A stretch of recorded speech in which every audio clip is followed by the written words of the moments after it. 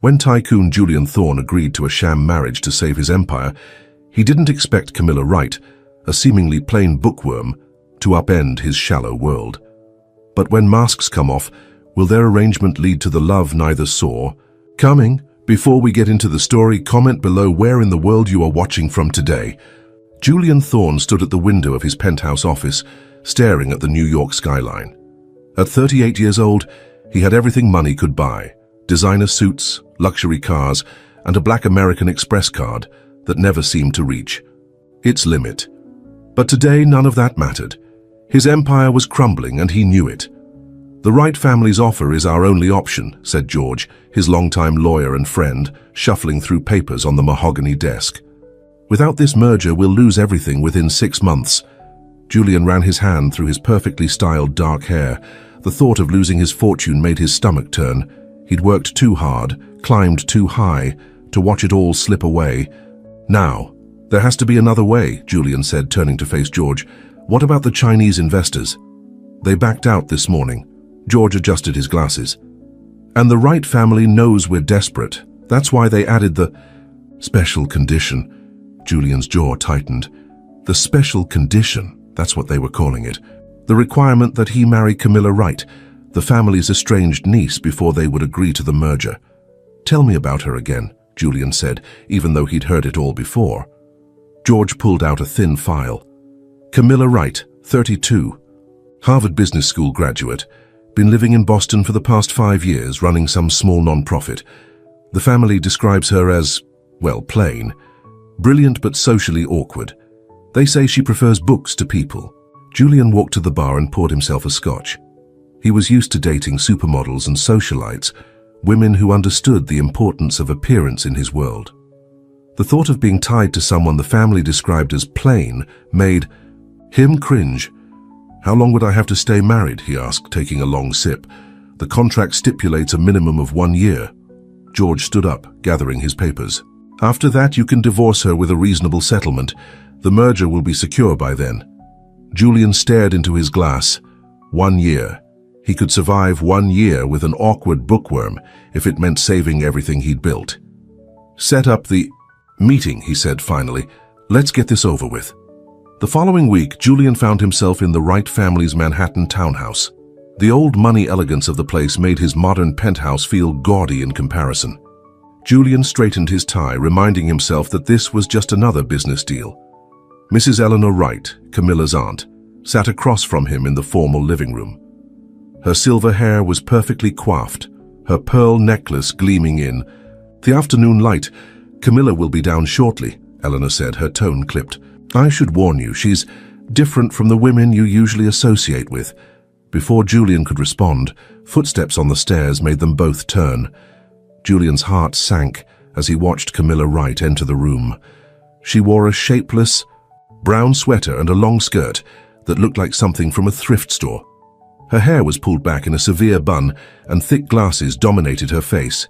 She carried a worn leather briefcase like it was a shield. "Mr. Thorne," she said quietly, taking a seat across from him. Her voice was soft but clear, with an educated accent that spoke of good schools and proper upbringing. Julian forced a smile, reminding himself that this was just business. "Miss Wright, it's a pleasure to meet you." "Is it?" She adjusted her glasses, looking at him with intelligent brown eyes. "I thought this was just a business transaction." Her directness caught him off guard. Most women tried to flirt with him, to catch his attention, but Camilla seemed almost indifferent to his charm. "Well," Julian recovered smoothly, "it's a unique situation, but I believe we could make it work." "You mean you believe you can endure it for a year, until the merger is complete?" Camilla's words were precise, like careful cuts from a surgeon's scalpel. Eleanor cleared her throat. "Camilla, dear, there's no need to be difficult. I'm not being difficult, Aunt Eleanor. I'm being honest." Camilla opened her briefcase and pulled out a stack of papers. "I've reviewed the merger documents and the marriage contract. Everything seems in order." Julian watched her with growing unease. There was something about her calm efficiency that made him feel like he was missing something important. "So you'll agree?" he asked, trying to maintain control of the situation. Camilla looked at him for a long moment, her expression unreadable behind. Those thick glasses. Yes, Mr. Thorne, I'll marry you. The wedding can be arranged for next month. Next month? Julian hadn't expected things to move so quickly. Is that a problem? Camilla raised an eyebrow. I thought you were eager to secure the merger. Julian forced another smile. No problem at all. Next month is perfect. As they worked out the details, Julian couldn't shake the feeling that he was walking into something he didn't fully understand. But he pushed the doubt aside. After all, what could this plain, awkward woman possibly have planned? She should be grateful that someone like him was willing to marry her, even if it was just for show. The next few weeks passed in a blur of lawyers, contracts and wedding preparations. Julian left most of the details to Eleanor, who seemed determined to turn the wedding into a society event. Camilla remained mysteriously absent from most of the planning, citing work commitments in Boston. The night before the wedding, Julian sat in his penthouse nursing a scotch and trying to convince himself he was doing the right thing. His phone buzzed with messages from his usual crowd, models, socialites, all wondering why he was throwing himself away on someone like Camilla Wright. It's just business, he muttered to himself, but the words felt hollow in the empty apartment. Little did Julian know, in a suite at the Plaza Hotel, Camilla Wright was preparing for a transformation that would shake his world to its core. As she looked in the mirror, removing her glasses and letting her hair fall loose around her shoulders, a small smile played on her lips. "Showtime, Mr. Thorne," she whispered to her reflection. "Let's see if you're really as shallow as everyone says." The morning of the wedding arrived with picture-perfect weather, just as Eleanor Wright had ordered. St. Patrick's Cathedral was filled with New York's elite, all eager to witness the strange union between Julian Thorne and the mysterious Camilla Wright. "Are you sure about this?" George asked as he helped Julian with his bow tie in the church's preparation room. "There's something off about this whole situation." Julian checked his reflection in the mirror, adjusting his custom-made tuxedo. "What choice do I have? The merger papers are ready to sign right after the ceremony. By tonight my company will be saved, and you'll be stuck with a wife you can barely look at," George muttered. Julian shrugged. "For 1 year. I can handle anything. For 1 year." In another room of the cathedral, Eleanor Wright fussed over Camilla, who still wore her thick glasses and had her hair pulled back severely. "Darling, please," Eleanor begged. "At least let me do something with your hair for the ceremony." "I'm fine like this, Aunt Eleanor." Camilla sat calmly, already dressed in a simple white gown that did nothing for her figure. "Shouldn't you be greeting the guests?" Eleanor sighed in defeat. "I don't understand you, Camilla. You could be so beautiful if you just tried." "Beauty isn't everything," Camilla replied, but there was something in her voice that Eleanor couldn't quite read. The ceremony itself was brief and formal. Julian managed not to wince when he kissed his bride, though the society photographers would later describe the moment as awkward in their columns. Camilla remained quiet and withdrawn throughout the reception, sitting at the head table and barely touching her food. "Well, that was painful to watch," whispered Amanda Chen, one of Julian's ex-girlfriends, to her friend. Poor Julian, trapped with that mouse of a woman. The whispers and pitying looks followed Julian throughout the reception. He dealt with them the way he handled everything, with a practiced smile and plenty of champagne. By the time he and Camilla left for the honeymoon suite at the Plaza, he was pleasantly buzzed and ready to forget this whole day. "I assume we'll be keeping separate bedrooms," Julian said as they entered the luxurious suite. He loosened his bow tie and headed straight for the bar. "I had them prepare the second bedroom for you." "Actually," Camilla said softly, "there's something we need to discuss first." Julian poured himself a scotch, not bothering to offer her one. "Look, I know this is awkward, but let's just be clear about what this is. A business arrangement, nothing more. Is that what you think this is?" There was something different in Camilla's voice that made Julian turn around. His glass slipped from his hand, shattering on the floor. Camilla stood in the middle of the room, but she wasn't the same woman who had walked into the suite. Her glasses were gone, revealing striking brown eyes with long lashes. Her severe bun had been released, letting waves of glossy dark hair fall past her shoulders. Even her posture was different, confident, almost regal. "What? How?" Julian stammered, unable to form a complete sentence. Surprised? Camilla smiled, and it transformed her entire face. She was more than beautiful. She was stunning. I suppose you're wondering what happened to the plain, awkward woman you married. Julian could only stare as she walked toward him, her movements graceful and assured. Gone was the nervous, shrinking woman from the wedding. In her place stood someone who radiated confidence and power. She never existed, Camilla continued. She was a character I created to test you, Julian, to see if you were really as shallow and self-absorbed as everyone said. Her smile faded. And you proved them all right? Julian felt like the room was spinning, and it wasn't from the champagne. You planned this? Of course I did. Camilla picked up a crystal glass and poured herself some water. Did you really think I needed this marriage? I'm worth more than you are, Julian. The right family fortune is mine, not my aunt's. I control the board. The merger? She laughed softly. I could have bought your company outright if I wanted. Julian sank into a chair, his world tilting on its axis. But why? Why go through all this? Because I'm tired of men like you, Camilla said, her voice sharp. Men who think beauty is the only thing that matters. Men who would marry someone they consider beneath them just to save their precious empire. She set down her glass. Well, congratulations, Julian. You got your merger, and you got me. For 1 year, as specified in the contract. The contract? Julian said weakly. I can't believe this. Oh, it gets better. Camilla pulled out a document from her bag. You see, I added a few special clauses that my lawyers slipped into the final version. You'll maintain your position as CEO, but all major decisions must be approved by me. Your salary will be determined by performance metrics that I'll establish.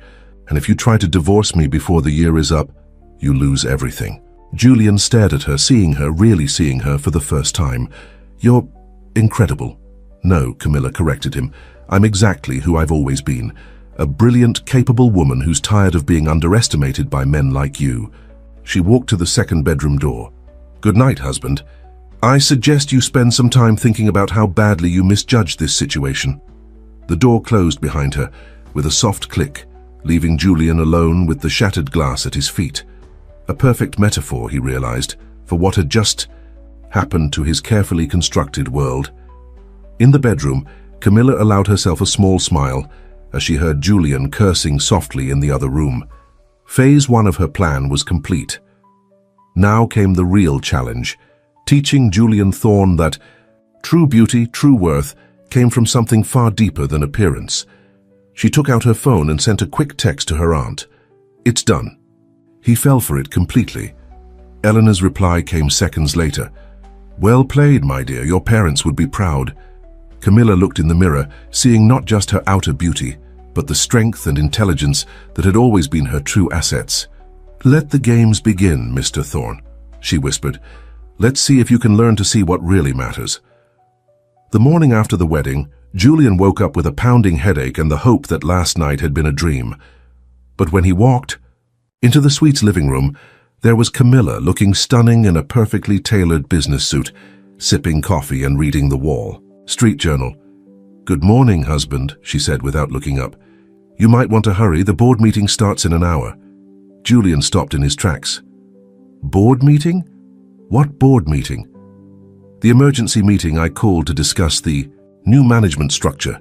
Now she did look at him, her brown eyes sharp and clear. Did you forget? As your wife and majority shareholder, I have that power now. Julian's head throbbed harder. I need coffee. It's cold, Camilla said as he reached for the pot. You should have gotten up earlier. Julian gritted his teeth and poured the cold coffee anyway. This woman was nothing like the shy, awkward creature he'd thought he married. This Camilla was confident, commanding, and seemed to take pleasure in watching him squirm. You don't have to do this, he said finally. Whatever point you're trying to make. Oh, but I do, Camilla cut him off. And we're going to be late if you don't get dressed. I picked out a suit for you, it's hanging in your closet. Julian wanted to argue, to tell her he could dress himself, but something in her expression made him hold his tongue. 10 minutes later, he had to admit the suit she'd chosen was perfect. Conservative enough for the board, but still flattering to his build. The ride to the office was tense. In the elevator, Julian noticed people staring at Camilla with open admiration. His assistant Janet's jaw actually dropped when they walked in. "Mrs. Thorne," Janet stammered, "you look different. Please call me Camilla," she replied warmly. "And yes, I decided to make some changes after the wedding. Could you bring the quarterly reports to the boardroom?" Janet hurried off, leaving Julian feeling even more off balance. This was his office, his domain, but suddenly everyone was looking to Camilla for direction. The boardroom was already full when they arrived. Julian recognized all the faces, his board members, key investors, and was that Michael Chen, his biggest competitor? "What is he doing here?" Julian hissed at Camilla. "Mr. Chen is considering a substantial investment in our company," Camilla replied calmly. "Please, everyone, let's begin." For the next 2 hours, Julian watched in a mixture of horror and amazement as Camilla took control of the meeting. She knew every number, every projection, every weakness in their current strategy. She proposed a complete restructuring that would not only save his company, but potentially double its value within a year. "Mrs. Thorne's proposal is impressive," Michael Chen said, looking at Camilla with obvious respect. "I'd be very interested in moving forward with the investment." "Wonderful," Camilla smiled. "Julian and I will review the details and have our legal team draw up the paperwork." After the meeting, Julian followed Camilla into his office, or what used to be his office. She was already sitting behind his desk. "You can use the desk by the window," she said, not looking up from her laptop. "I had IT set up your new computer there." "This is ridiculous," Julian exploded. "You can't just come in here and take over everything." "Actually, I can." Camilla finally looked at him. "And I have. But Julian, this isn't about punishing you. This is about showing you what you've been missing all these years." "What are you talking about?" "You've been so focused on appearances, on playing the role of the successful businessman, that you've missed countless opportunities." She stood up and walked around the desk. "Do you know why Michael Chen came today? Because for years he's wanted to collaborate with you, but your ego got in the way. You saw him as competition when he could have been an ally." Julian felt his anger deflating, replaced by a nagging sense that she might be right. "So what now? You're going to keep making me look like a fool?" "No," Camilla said softly. "I'm going to teach you how to be the kind of man who deserves his success. Starting with lunch." "Lunch?" "Yes. We're going to the homeless shelter where I volunteer. They're opening a new job training program, and since we're going to be hiring entry-level positions for the expansion, I thought we could start there." Julian stared at her. "You want me to hire homeless people?" "I want you to meet them," Camilla corrected, "to see them as people with potential, not just charity cases, the same way I want you to see me as more than just a beautiful face or a plain one. Something in her voice made Julian look at her more closely. Behind the confidence and control, he saw something else, a hint of vulnerability perhaps, a hope that he might actually understand. "Fine," he said finally. "Let's go to lunch." The homeless shelter was nothing like Julian expected. Instead of a dark, depressing place, it was bright and clean with classrooms and a computer lab. Camilla seemed to know everyone by name. "Miss Camilla!" A young woman rushed up to hug her. "I got the job at that tech company you recommended." "That's wonderful, Sarah," Camilla beamed. "Julian, this is Sarah. She taught herself coding while staying here at the shelter. She's exactly the kind of talent our company needs." Throughout lunch, Julian watched as Camilla moved through the shelter, offering encouragement here, practical advice there. These people didn't see her as a wealthy heiress or a beautiful woman. They saw her as someone who cared, who helped, who made a difference. Back in the car, Julian was unusually quiet. "Penny for your thoughts," Camilla said. "You're different than I thought," he admitted. "Not just in how you look, but everything." "Maybe you're just starting to really look," she replied. "By the way, we're having dinner with your sister tonight. Rachel, but she lives in Chicago. I flew her in. She's been trying to talk to you about her new medical research project for months, but you've been too busy with your society events to listen." Camilla checked her phone. "She'll be at the house at 7. Don't be late." As they drove back to the office, Julian found himself stealing glances at his new wife. She was beautiful, yes, but it was more than that. She had a presence, a way of seeing through people's facades to what lay beneath. including his. "Stop staring," she said, but there was a hint of a smile on her lips. "You have work to do. Those proposals won't review themselves." Julian turned to look out the window, hiding his own small smile. Maybe, just maybe, this year wouldn't be quite what he expected. Julian hadn't seen his sister Rachel in over a year. Standing in his penthouse living room, waiting for her to arrive, he felt oddly nervous. Camilla moved around the kitchen, cooking dinner herself, instead of having it catered like he usually would. "You don't have to cook," Julian said, watching her chop vegetables with expert precision. "We could have ordered from that French place Rachel likes." "Some things are better when they come from the heart," Camilla replied. "Besides, your sister needs more than just a fancy meal. She needs her brother back." Before Julian could respond, the doorbell rang. Rachel stood there, looking thinner than he remembered. Her dark hair had streaks of grey she hadn't bothered to colour, and her eyes looked tired behind her glasses. "Hello, stranger," Rachel said, giving him an awkward hug. "Nice of you to finally make time for family." Julian winced at her tone. "Rach, I've been busy." "He's been properly chastised for that," Camilla called from the kitchen. "Come in, Rachel, dinner's almost ready." Rachel's eyes widened when she saw Camilla. Like everyone else, she'd attended the wedding expecting to see the plain, awkward woman Julian had described. "You're not what I expected." "I get that a lot lately," Camilla smiled. "Please sit. Tell us about your research while I finish."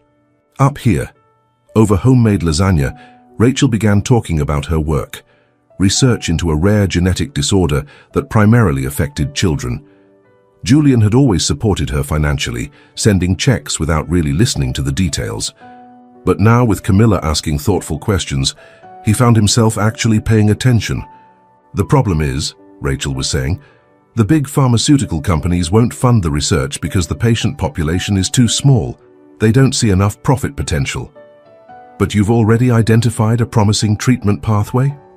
Camilla asked, refilling Rachel's wineglass. "Yes, but without proper funding." Rachel shrugged, the gesture heavy with defeat. "What if we funded it?" Julian said suddenly, surprising himself as much as Rachel. "What?" "Thorn Enterprises. We could set up a medical research division. You could run it." The idea took hold as he spoke. "We've been looking to diversify anyway, and with the merger—" "Julian," Rachel interrupted, "are you serious? Because if you're just saying this to sound good in front of your new wife—" "He's serious," Camilla said firmly, "and it's a brilliant idea. We can discuss the details with the board tomorrow." Rachel's eyes filled with tears. "I don't understand. When did you start caring about anything besides money?" The question hit Julian like a slap. "I've always cared, Rach, I just forgot how to show it." After Rachel left, promising to send over her research proposals the next day, Julian found Camilla in their home office, already working on preliminary paperwork for the new division. "Thank you," he said quietly. "For what?" "For helping me see what I've been missing. Rachel's work. It's important. I should have paid attention sooner." Camilla looked up at him, her expression softening. "There's a lot you've been missing, Julian, but you're starting to look in the right places." The moment was interrupted by both their phones buzzing simultaneously. It was an emergency alert from the office. Someone had leaked sensitive information about their merger to the press, and their stock was already dropping in after-hours trading. "Get dressed," Camilla said, already reaching for her jacket. "We need to get to the office." The next few hours were chaos. Their PR team was overwhelmed with calls and rumors were flying about instability in the company. But for the first time, Julian found himself working in true partnership with Camilla. She was brilliant in crisis, her mind working several steps ahead. "We need to get ahead of this," she said, pacing the conference room at midnight. "Julian, call Michael Chen. If he makes a public statement supporting the merger—" "He won't," Julian interrupted. "Not at this hour, he's probably asleep.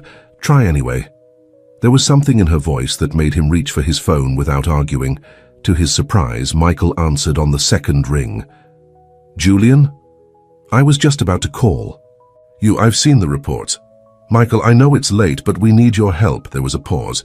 "You know, Julian, that's the first time in 10 years you've ever admitted to needing help. What do you need?" By sunrise, they had contained the crisis. Michael's public support, combined with their quick response to the rumors, had stabilized their stock price. The leak was traced to a junior employee who had been bribed by a rival company.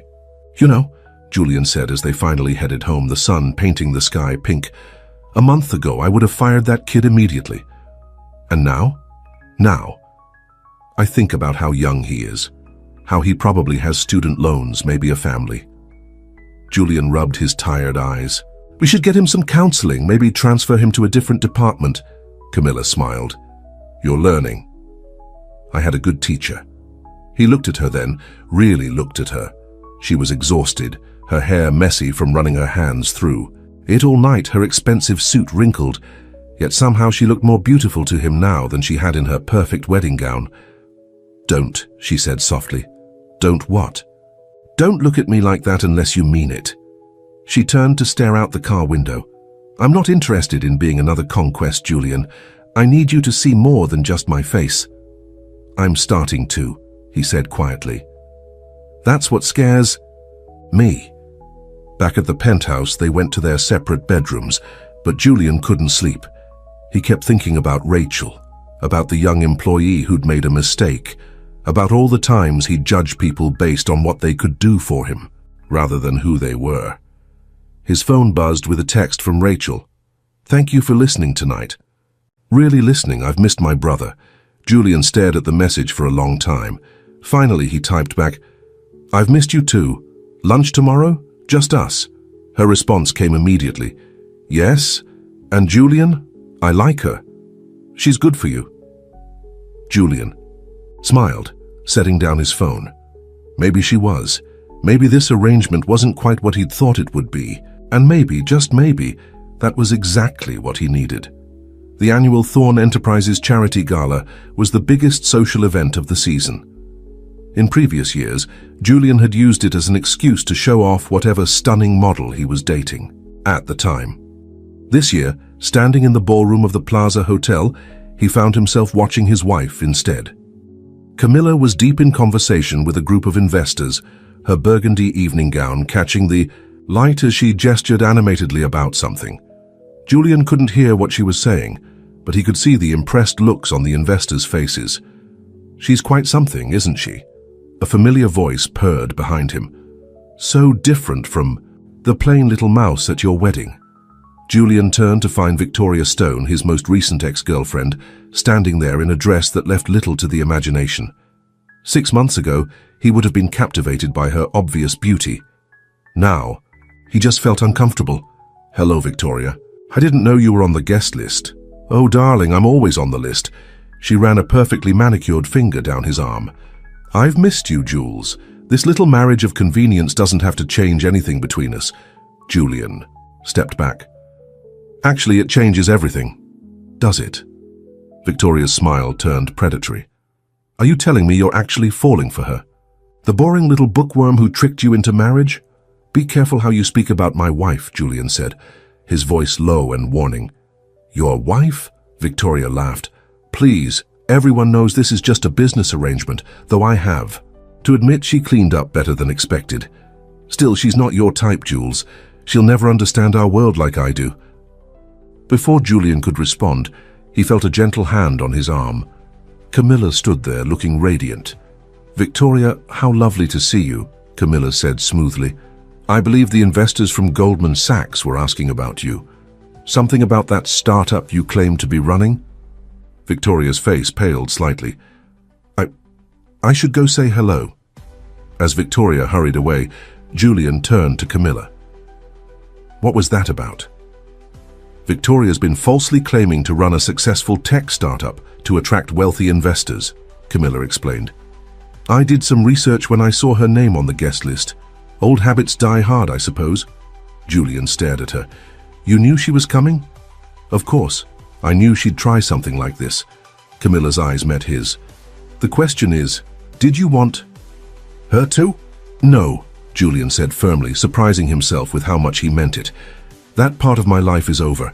Before Camilla could respond, Rachel rushed up to them looking excited.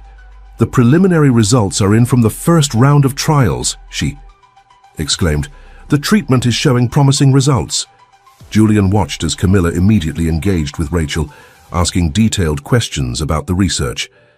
His sister was practically glowing as she explained the technical details, clearly thrilled to have someone who understood and cared about her work.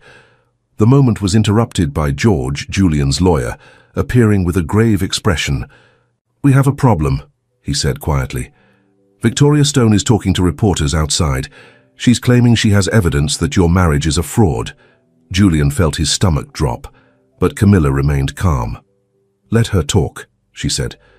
"Julian, would you like to dance?" "Dance now?" "Yes, now."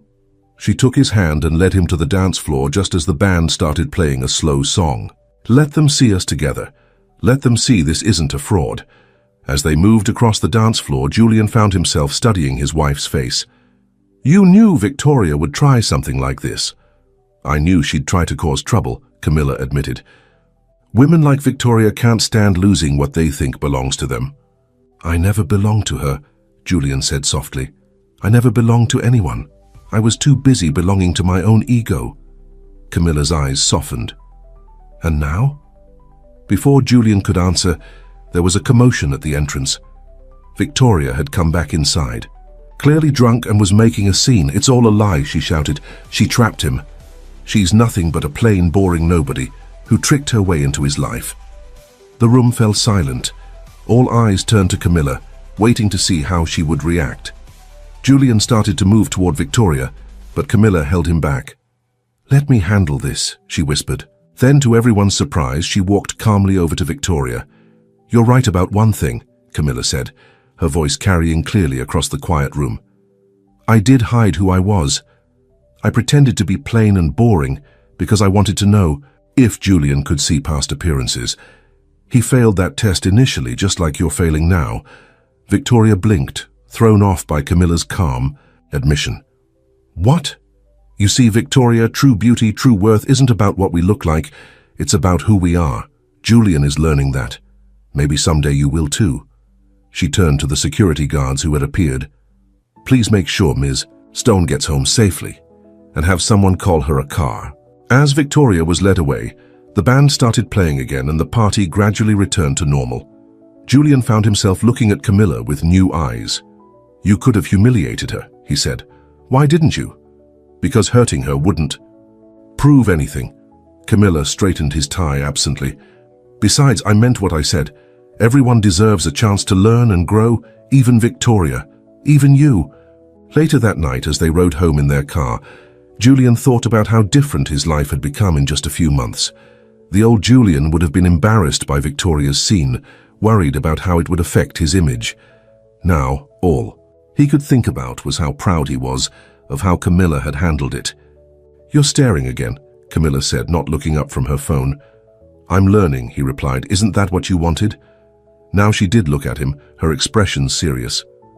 "What I want is for you to learn for yourself, Julian, not for me." "Maybe it's both," he said quietly. "Maybe you're helping me become who I should have been all along." Camilla didn't respond, but in the darkness of the car, her hand found his and squeezed it gently. For now, that was enough. The morning started like any other, with Julian and Camilla sharing breakfast in comfortable silence. But everything changed when Camilla opened her laptop and suddenly went pale. "Julian," she said, her voice shaking slightly. "Look at this." He came around to look at her screen and felt his heart stop. Someone had leaked private photos of Camilla from her college years, photos that showed her looking exactly like the plain version of herself she'd used to test Julian. The article's headline read, "The Real Mrs. Thorne, A History of Deception." "They found pictures from my Harvard days," Camilla said quietly. "Back when I really did dress that way, when I was too focused on my studies to care about appearances." Julian scrolled through the article, his anger growing. "They're trying to paint you as a manipulator, saying you've been playing different roles your whole life. That's not the worst part." Camilla clicked on another tab. "Someone's been digging into my past. They found out about my parents." Julian knew very little about Camilla's parents, only that they had died when she was young. She never talked about them. "My father," Camilla's voice was barely a whisper. He killed himself after his company went bankrupt. My mother died 6 months later. They said it was a heart attack, but everyone knew she died of grief. I was 14. Camilla, Julian reached for her, but she stood up abruptly. The article suggests I married you for revenge, that because a wealthy man's pride destroyed my family, I wanted to destroy another wealthy man's pride. She laughed, but it sounded more like a sob. Maybe they're right. Maybe that's exactly what I did. No, Julian said firmly. That's not what this is, isn't it? She turned to face him, and for the first time he saw real fear in her eyes. I did manipulate you, Julian. I played on your vanity, your pride. I'm no better than... Stop. Julian crossed the room and took her hands in his. Yes, you tested. Me, yes, I failed. But everything that's happened since then, that's been real. Before she could respond, both their phones started buzzing. The stock was plummeting as investors reacted to the scandal. Board members were calling for an emergency meeting. We have to go, Camilla said, pulling away and wiping her eyes. We need to handle this. But when they arrived at the office, they found an even bigger crisis waiting. Victoria Stone was on every major business news channel, claiming she had proof that Thorne Enterprises had been cooking its books for years, long before Camilla arrived. This is impossible, Julian said as they watched the coverage. It's not impossible, George interrupted, rushing into the office. Julian, we found something, the accounting irregularities. They go back 3 years. But I didn't authorize any of this. No, George said grimly, but your CFO did. David Morris has been manipulating the numbers, hiding losses, inflating profits. And now he's disappeared. Julian felt like the floor was dropping out from under him. David had been his CFO for 5 years, a man he trusted completely. How had he not seen this? The SEC will be here within hours, George continued. They'll want to look at everything. Julian looked at Camilla, expecting to see disappointment or anger. Instead, she was already on her phone. Michael, she said when Chen answered, we need your help. Yes, again, but this time it's different. She put the phone on speaker. I'm listening, Michael said. For the next hour, they worked out a plan. Michael's company would provide an emergency loan to stabilize the stock. Rachel's medical research division, which was showing promising results, would be spun off into a separate company to protect it from the fallout. But what about the SEC? George asked. Even if we can prove Julian wasn't involved, we tell them everything, Julian said suddenly. Everyone turned to look at him. We open our books completely. We show them we're cooperating fully, and he took a deep breath. I step down as CEO until the investigation is complete. Julian, no, Camilla protested. We can fight this. You're the one who taught me that sometimes strength means admitting when you're wrong, he said. I may not have known what David was doing, but he did it under my watch. I was too focused on appearances, on looking successful to see what was happening in my own company. Camilla studied him for a long moment, then nodded. Okay, but we do. This together. The next few weeks were brutal. The press was relentless, digging into both the financial scandal and Camilla's past. But something unexpected happened. The more people learned about Camilla's real story, about her loss and her resilience, the more public opinion shifted in their favor. The young employees from the homeless shelter program came forward, telling stories about how Camilla had changed their lives. Rachel gave interviews about the medical research division, emphasizing how Julian and Camilla's support was helping children with rare diseases. One evening, after another long day of meetings with investigators, Julian found Camilla in their home office looking at old photos of her parents. They would have liked you, she said softly as he sat beside her. The real you, I mean, not the man I first met. Tell me about them. For the first time, Camilla opened up completely about her past, about watching her brilliant father crumble under the weight of financial ruin, about her mother's slow fade from grief, about being sent to live with her aunt and uncle who loved her but never quite understood her. That's why I created different versions of myself, she admitted. The plain bookworm was safe. Nobody expected anything from her.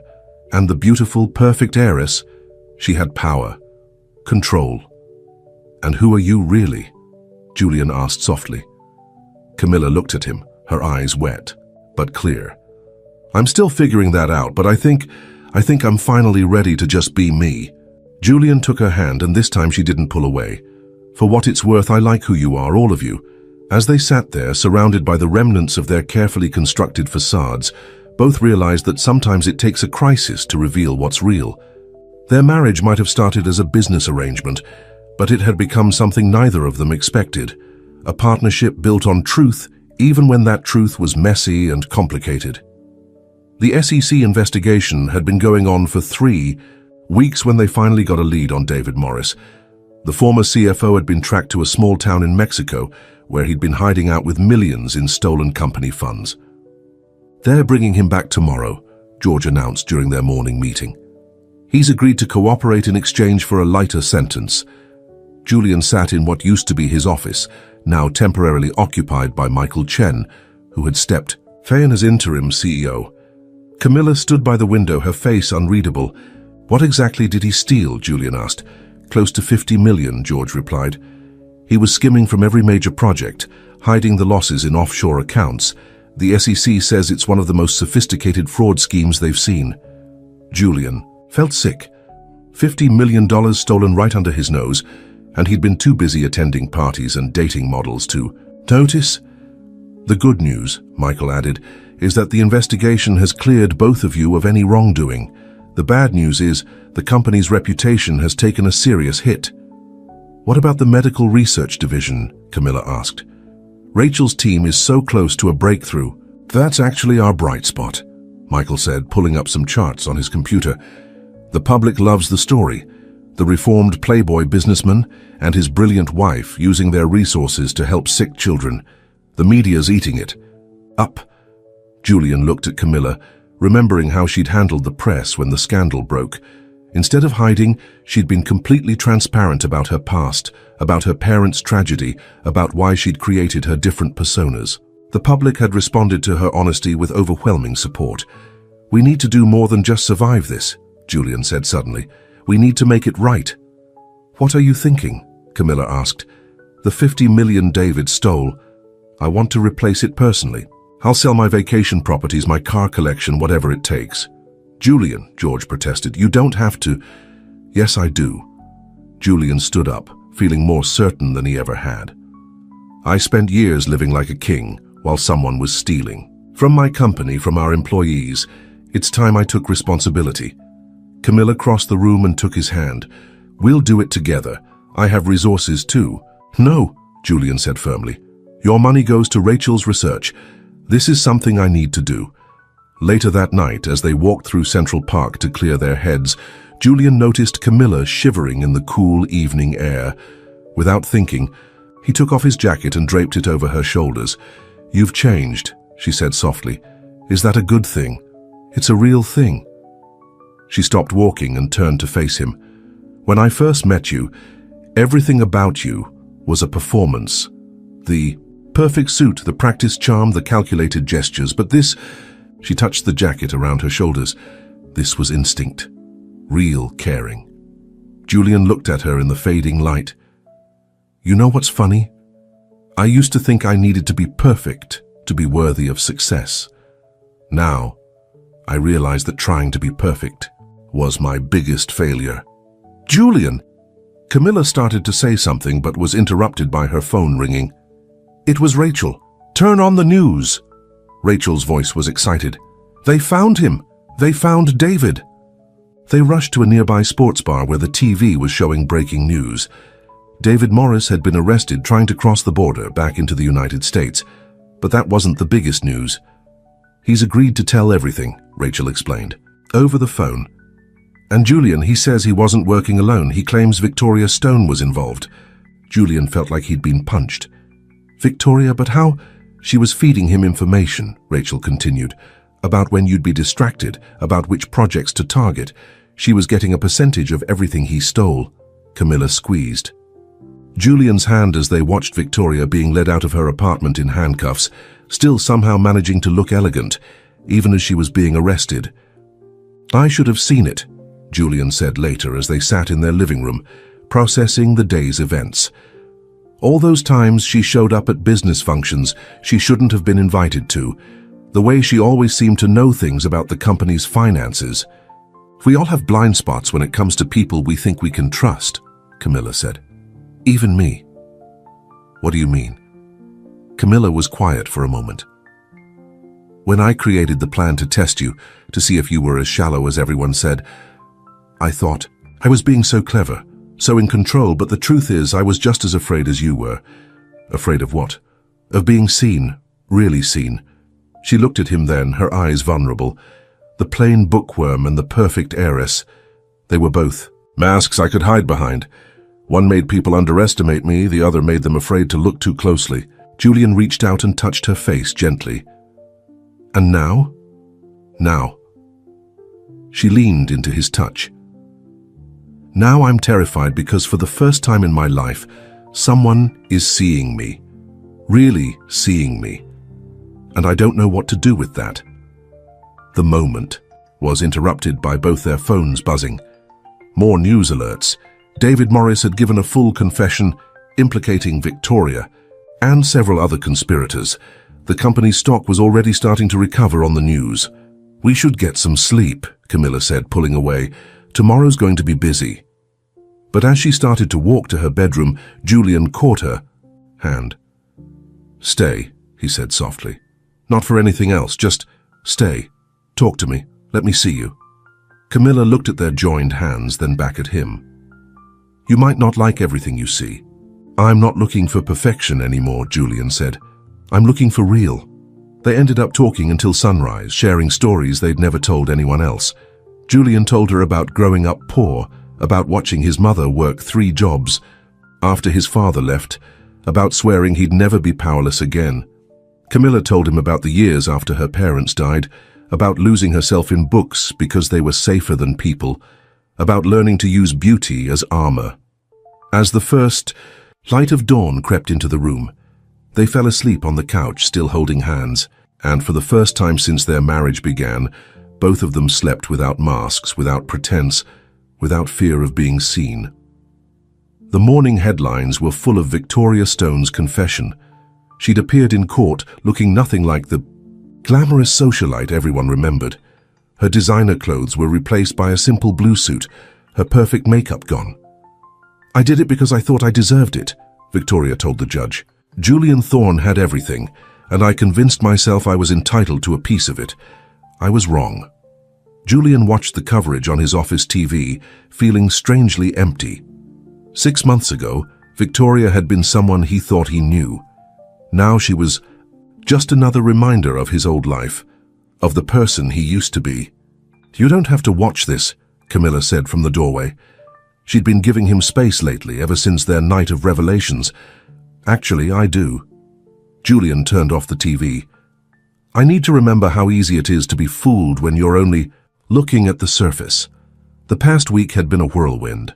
David Morris's confession had led to the arrest of 3 other executives involved in the fraud. The stolen money had been traced to accounts in the Cayman Islands, and through it all Julian had been working tirelessly to make things right. The sale of your Ferrari collection went through, George announced, walking in with a stack of papers, and the house in the Hamptons sold above asking price. Julian nodded. He'd sold everything that represented his old lifestyle, the cars, the vacation homes, even his designer wardrobe. Every penny went to replacing the stolen funds and setting up a compensation fund for employees who'd been affected by the fraud. You know, Camilla said after George left, most men would be devastated to lose all their toys. They're just things, Julian replied. I'm more interested in building something real. Their eyes met, and the air between them crackled with unspoken feelings. Since that night of honest conversation, something had shifted between them. The pretense of their arranged marriage had fallen away, replaced by something neither of them had expected, genuine connection. Rachel called, Camilla said, breaking the moment. The first round of clinical trials is complete. The results... Julian, they're better than we hoped. Julian felt a smile spread across his face, a real one, not the practiced charm he used to rely on. Tell me. 80% of the children showed significant improvement.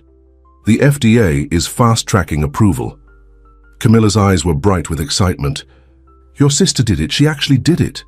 We did it, Julian corrected her. None of this would have happened without you. Or you, Camilla said softly. You're the one who suggested funding her research. Only because you helped me see what really mattered. Julian stood up and walked to the window. It's strange. I used to think success meant having the biggest house, the fastest car, the most beautiful woman on my arm. Now what? Now I measure success by the lives we can change, by the truth we can face. He turned to look at her, by the real connections we make. Before Camilla could respond, their assistant Janet burst in. You need to see this, she said, handing them a tablet. On the screen was a gossip website with a huge headline, Arranged Marriage Turns Real, Inside the True.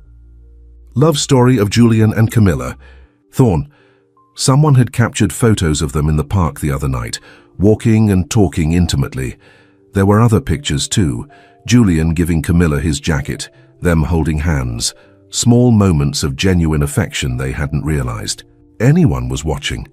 The media's calling it the greatest love story of the year, Janet said excitedly. From a business arrangement to true love, people are obsessed. After Janet left, Julian and Camilla stared at the article in silence. Well, Camilla finally said, this is ironic. When our marriage was fake, everyone thought it was real. Now that it might be real. She stopped abruptly, realizing what she'd said. Julian took a step toward her. Might be, he asked quietly. Camilla's hands trembled slightly as she set down the tablet. Julian, They were interrupted by Michael Chen walking in. Good news, he announced. The board has voted. They want you back as CEO, Julian. With some conditions, of course. What conditions? Mainly that you and Camilla continue working together. They're impressed with how you've handled everything. Michael smiled. They think you balance each other well. After Michael left, the silence between them was heavy with things unsaid. Finally, Julian spoke. Do you remember what you told me the night of the gala? About not looking at you like that? Unless I meant it, Camilla nodded, not trusting herself to speak. I mean it now, Julian said simply. And I think I have for a while. I just didn't know how to say it without making you think it was another performance. Julian, let me finish. When we got married, I thought I was just trying to save my company. But you saved me. Not by changing me, but by making me want to change myself.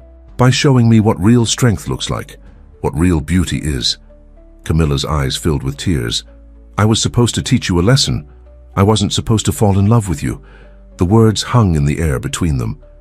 Julian took another step forward. Say that again. No. Camilla straightened her shoulders. You say it first and mean it. Julian reached out and took her hand, just as he had that first night of real conversation. I love you, Camilla Wright Thorne. Not your beauty, not your money, not what you can do for me, just you, all of you. The brilliant mind and the kind heart and even the parts you think are broken. I love it all.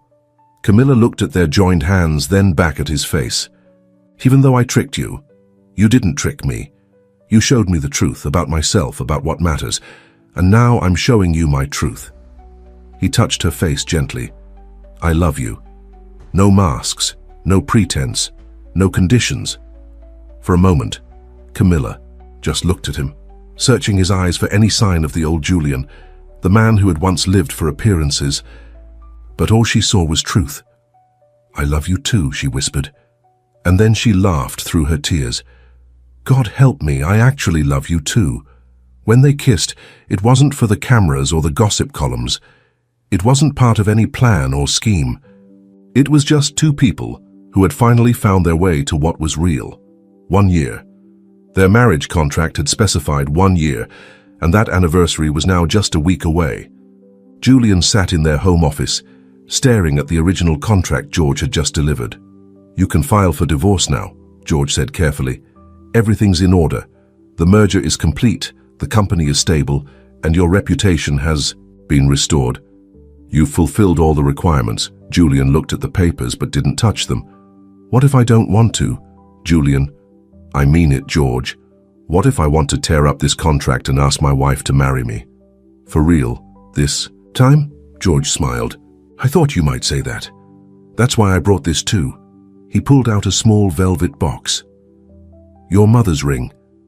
You asked me to keep it safe years ago. Julian opened the box, looking at the modest diamond ring his father had given his mother. Before everything fell apart, it wasn't flashy or expensive, but it was real, just like his feelings for Camilla. She's in Boston today, right? George asked. Yes, visiting Rachel at the research facility. They're announcing the final trial results.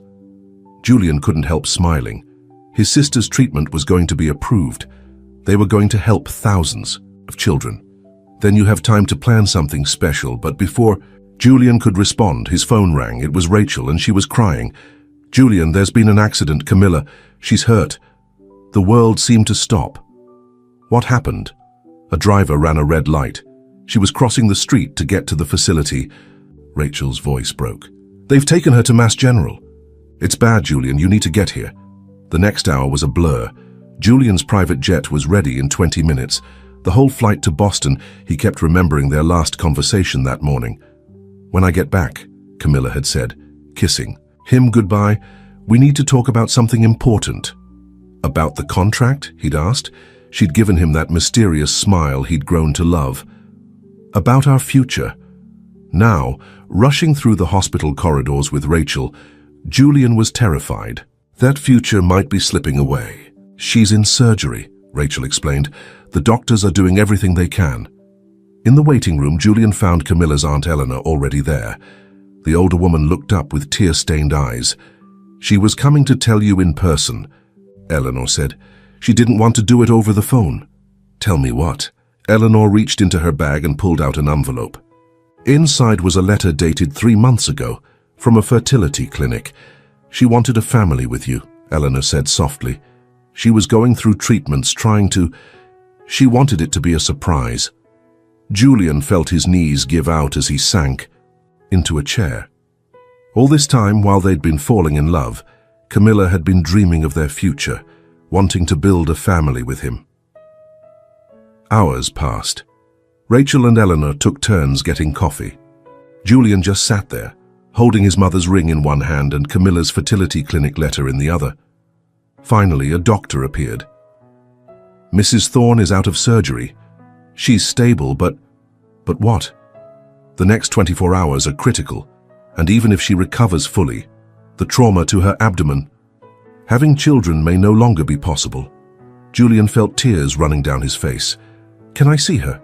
In the ICU, Camilla looked small and pale against the white sheets. Julian sat beside her, taking her hand carefully around the IV lines. You? No, he said softly. A year ago, I thought I had everything figured out. Success meant having the right look, the right car, the right woman on my arm. Then you came along and turned my whole world upside down. He pulled out the ring. I was going to do this properly. Romantic dinner, getting down on one knee, the whole thing. But now I just need you to wake up, because none of it means anything without you. He slipped the ring onto her finger. I don't care about having children. I don't care about what anyone else thinks. I just want you, the real you, the brilliant, complicated, amazing woman who taught me what love really means.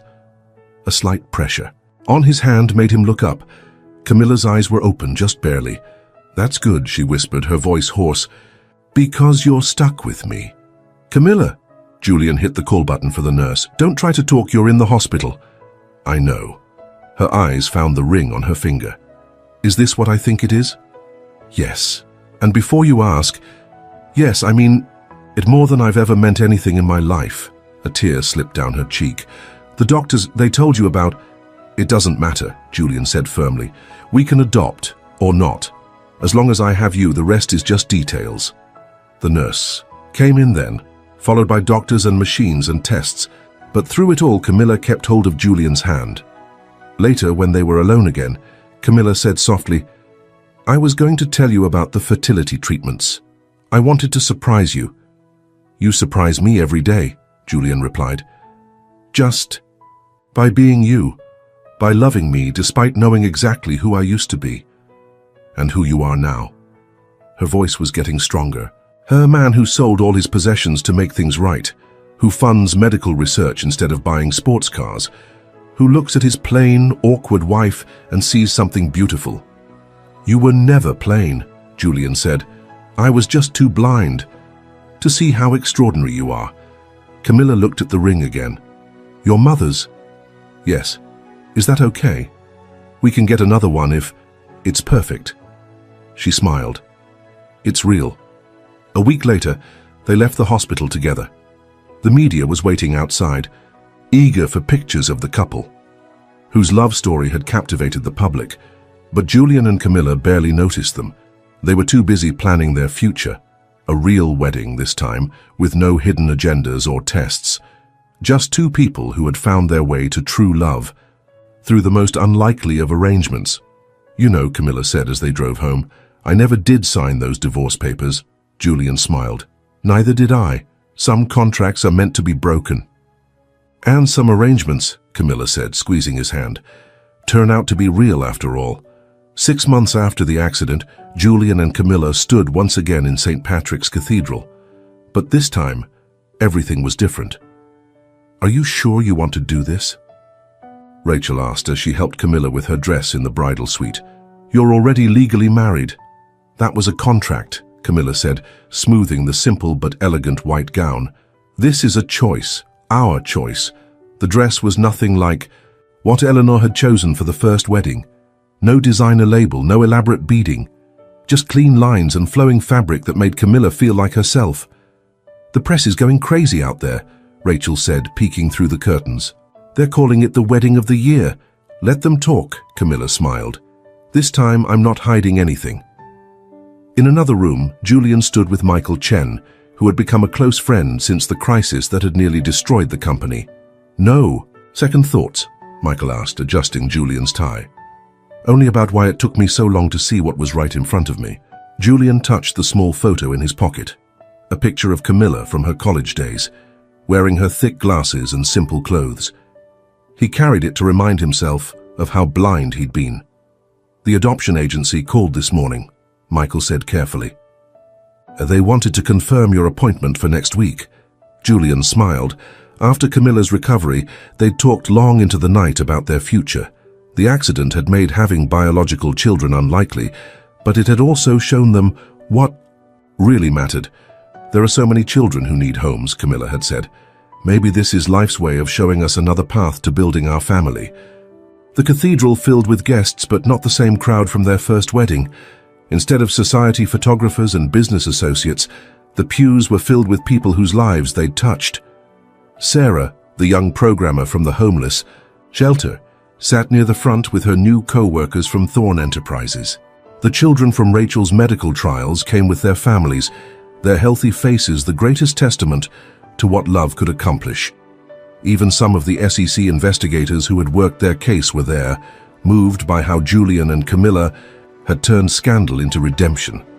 Victoria Stone watched the coverage from prison, where she was serving 5 years for her role in the fraud. The guard said she cried when she saw Camilla walking down the aisle, though whether from remorse or regret, no one could say. This time, when Julian saw his bride approaching, there was no practiced smile, no calculated charm, just pure joy, and love shining in his eyes. "You look beautiful," he whispered as she reached him. "You're actually seeing me this time," she whispered back. Their vows were their own words, not the formal script from their first ceremony. "1 year ago," Julian began, his voice carrying through the hushed cathedral, "I thought I was entering a business arrangement. I was arrogant, shallow, and blind to what really mattered.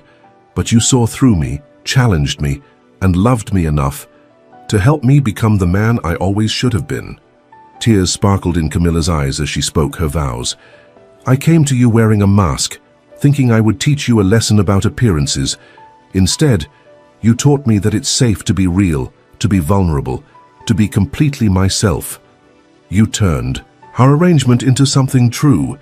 When they kissed, the applause was deafening, but neither of them heard it, too lost in their own private joy. The reception was held not at a fancy hotel, but in the garden of the Children's Hospital, where Rachel's research had changed so many lives. Children ran between the tables, their laughter a reminder of hope and new beginnings. "I have something for you," Julian said quietly, leading Camilla to a quiet corner of the garden.